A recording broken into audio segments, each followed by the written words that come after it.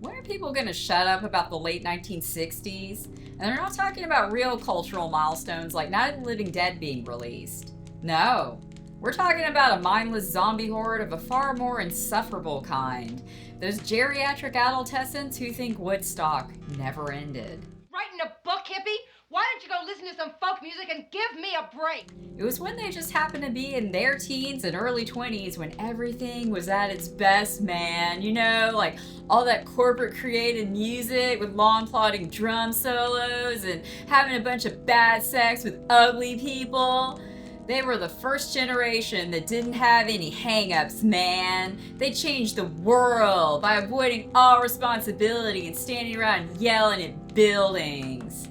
You will remain in here for eternity listening to whiny protest songs from the 60s. Oh, I hate the government more than you and me. The government stole my goldfish and unplugged my TV. They always skip the part where once the fad had passed, they just got a corporate job and became all about hoovering up as much money as possible. These are the same people who believe in a redistribution of wealth, except when it comes to leaving anything to their kids. Then hey, those brats just need to pull themselves up by their bootstraps. Everyone's just gotta be on their own journey, man. What a load of shit. This is why Easy Rider had a happy ending.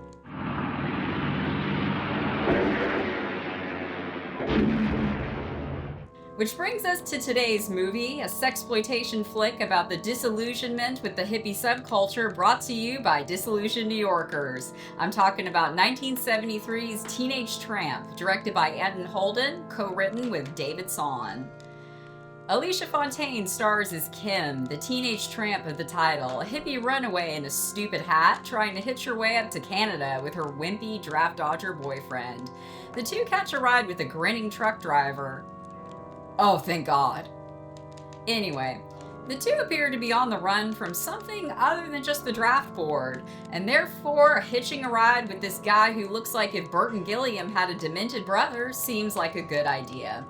Although Kim is none too thrilled when he tries to sink his big teeth into her while her boyfriend sleeps in the back.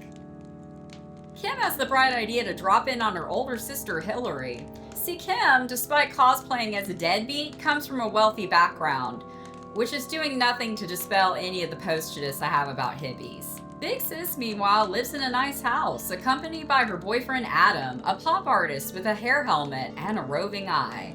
Despite Hilary using her resources to push his artistic career, Adam feels more emasculated than grateful and refuses to commit to her. The sisterly reunion gets off to a rocky start, with Hilary trying to persuade Kim to get some direction in life, and Kim critiquing her sister's numerous hang-ups.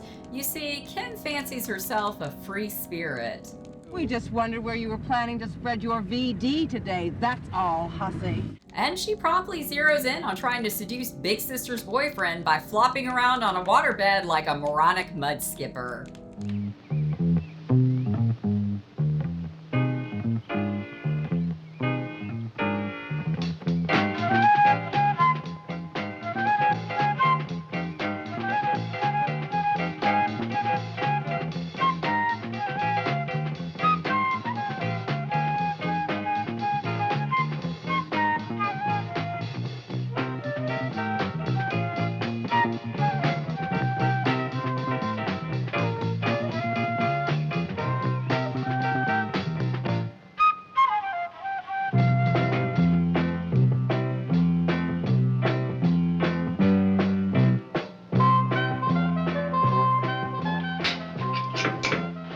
If you think all this sounds like a fairly tame sexploitation flick, au contraire.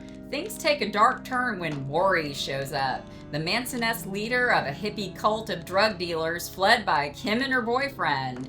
Turns out Kim was Maury's top-earning smack dealer, and no one runs out on Maury.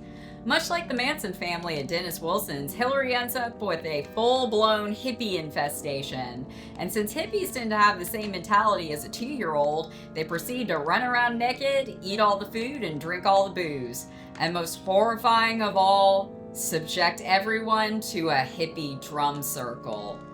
Hippie drum circles make me feel a certain way.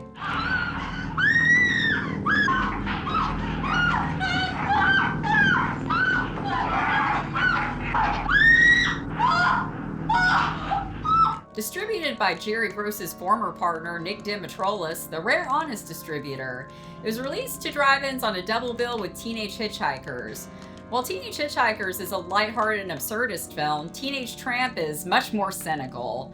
Director and co-writer Anton Holden previously co-wrote and directed 1966 Aroused, a black and white roughie precursor to William Lustig's Maniac. He followed that up in 1968 with Cargo of Love, another roughie about a white slavery ring. Holden subsequently had a long career as a sound and dialogue editor in film and TV, even nabbing some Emmys along the way. He's also written 2 nonfiction novels, Prince Valium and Dolly Varden. Teenage Tramp was shot around Long Island and Queens.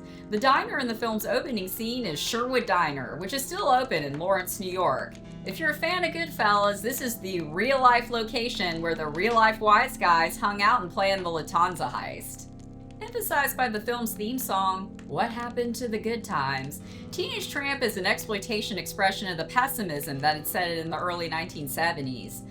In its final third, the film shifts from roughie sexploitation to Manson-sploitation. Manson for many symbolizing the dark side of the hippie subculture and a final stake through the heart of 60s idealism. In some media of the era, the death of hippie ideals was a result of cultural backlash, and predators like Maury who latched onto the hippie lifestyle to exploit the idealistic. But in Teenage Tramp, the problem is with the hippies themselves. In her memoir about her days with Andy Warhol's factory, Swimming Underground, cult queen Mary Warnow writes of a trip the factory took out to Los Angeles where they encountered a commune of hippies, whom the factory members immediately wrote off as stupidly naive. And I don't want to get cooled out, whatever that means. The hippie culture had a presence in New York at the time. It is where the infamous hard hats versus hippies riot took place. But a lot of New Yorkers in both bohemian artistic circles and the more mainstream art world have a similar opinion to Mary and her pals. Some of it's that East Coast versus West Coast thing, with the hippie movement really springing forth from the West Coast. But the hippie subculture just doesn't jive with that cynical pragmatism of that generation of New Yorkers. And with the culture and personality of New York City then, it was home to a lot more people who either had or wanted to affect a world-weary, cynical sophistication, which is really antithetical to the whole hippie thing. Hippies were viewed as callow and superficial at best, and full of shit at worst. You stick around for the fireworks and you'll see just how ridiculous I am. Both the hippies epitomized by Kim and the bourgeoisie epitomized by Hilary are corrupt and self-deluded. Kim and the other hippies are parasitic, drug-dealing criminals masquerading as free spirits. And Kim, despite claiming she's free from hang-ups that restrain her sister, is more nihilistic than idealistic, using a cloak of idealism to chase cheap, fleeting thrills. If you dig it and it turns you on, just do it. Life isn't that simple. She was hurt badly. Oh.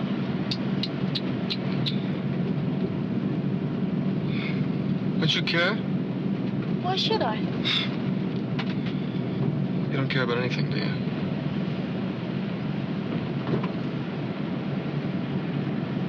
How do you live to get so hard at your age?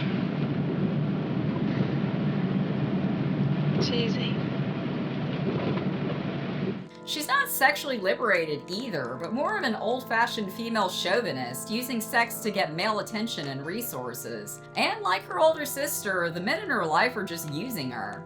Listen, after that guy in the truck, I'm really turned off. You know what I had to do to get that lift?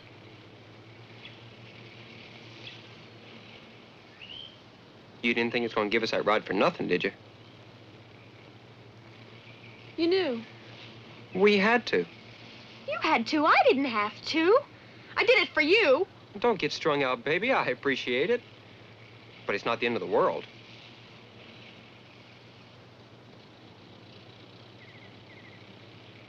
Hilary, while seeming to mean well, is kind of like a daytime soap version of Valley of the Dolls. She cloaks herself in affected sophistication and respectability, but she's trying to buy the affection of a man who doesn't love her. and she drowns her unhappiness in pills and alcohol. Alicia Fontaine and Robin Lane had short acting careers. Most of Alicia's credited roles are things like Jelly's Girl, Howie's Girl, and Hatchet Girl in the Burt Reynolds vehicle Seamus. Miss Fontaine had 2 other starring roles in the X-rated It's Francie's Friday, playing a nymphomaniac, and as a teenage runaway turned prostitute in French Quarter, the Pretty Baby style exploitation film that was actually made before Pretty Baby.